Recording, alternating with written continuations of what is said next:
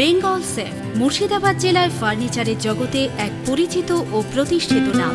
Bengal safe 57 বিবি Sen road, Baharampur, Murshidabad.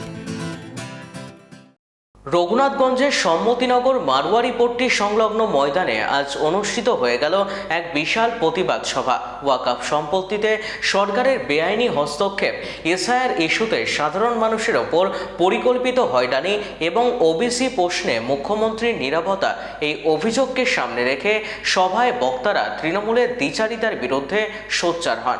এছাড়াও নবাব হোসেনের নেতৃত্বে কয়েকশো তৃণমূল কর্মী দল ত্যাগ করে তৃণমূল কংগ্রেস ছেড়ে ভারতীয় জাতীয় কংগ্রেসে যোগদান করলেন। নতুন কর্মীদের হাতে পতাকা তুলে দেন অধীর রঞ্জন চৌধুরী।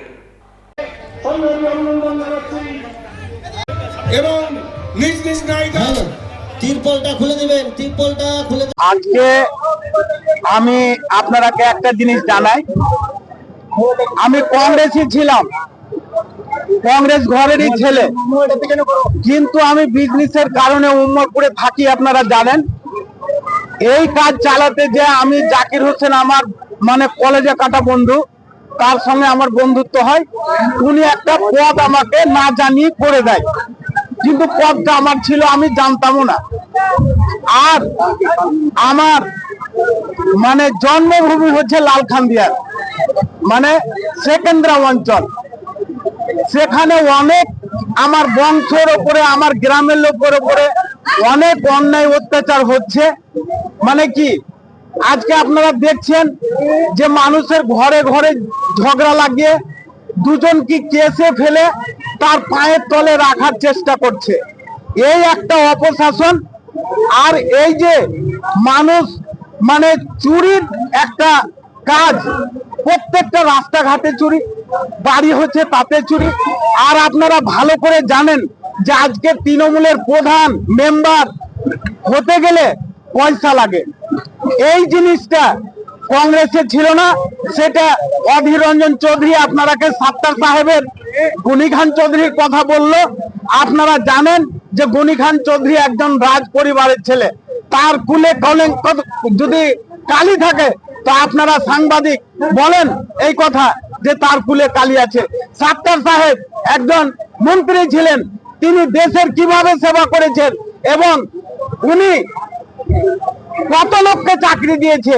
আর এখন চাকরি তো দূরের কথা, টাকা নিয়ে চাকরি বলছে যে আউট হট হয়ে গেছে, টাকা পেয়ে গেছে তুই চাকরিও বাদ, না ঘর কেনা ঘাটটা। এই যে অপশাসন, এই অপশাসন আমার আর সহ্য হচ্ছে না। আর আমি বক্তব্য বললাম যে আমি আজকে রাহুল গান্ধী যার দাদিকে গুলি মেরেছিল এবং যার বাপের সব কাজ করতে ঝুড়িতে করে এনে তার কাজ করতে ছিল, সে যখন দেশের আজকে হিন্দু মুসলমান সব ধর্মের ভালো আজকে সংবিধানের রক্ষার জন্য সে যদি জীবন দিতে পারে, তো আমি একটা সামান্য নবাব কংগ্রেস দলে যোগ দিয়ে আমিও আজকে জীবনে যতদিন বাঁচবো আপনাদের এই সাংবাদিক ভাইদের সামনে বলছি, আমি কংগ্রেস করব যতক্ষণ আমার শরীরে রক্ত থাকবে। আপনি যে অভিযোগ করছেন, কে করালো? আপনারাকে বলার কিছু নাই। এখানে শাসক দলের পাওয়ার আছে। শাসক দলকে সে পুলিশের হাতে পায়ে ধরে বলছে ভাই আমার জান বাঁচা, পুলিশ তুমি জান বাঁচাও, নাহলে আজকে যদি মাসুদ করিম আজকে নবাবের সঙ্গে যোগ দেয়, আর নবাব যদি যোগ দেয় তো আমার গিরিয়া সেকেন্দ্রা নূরপুরে আর কিছু থাকবে না, আর আমি ভোটে জিততেও পারবো না। আমি একটা জিনিস আপনাকে বলছি, আমি কংগ্রেস করতে এসেছি প্রতীক দেখে, এই রাহুল গান্ধী আর অধীর চৌধুরীকে দেখে আমি কোনো ক্যান্ডিডেট দেখবো না, আমি প্রতীকের কাজ করব, সেটা হচ্ছে রাহুল গান্ধী এবং অধীর চৌধুরী। আমি একটা জিনিসই বলতে পারি, আপনারা জানেন যে গিরিয়া সেকেন্দ্রা নূরপুরে ভোট হয় না। এবার ভোট কি করে হয় না সেটা আপনারাকে আমি প্রমাণ দিব।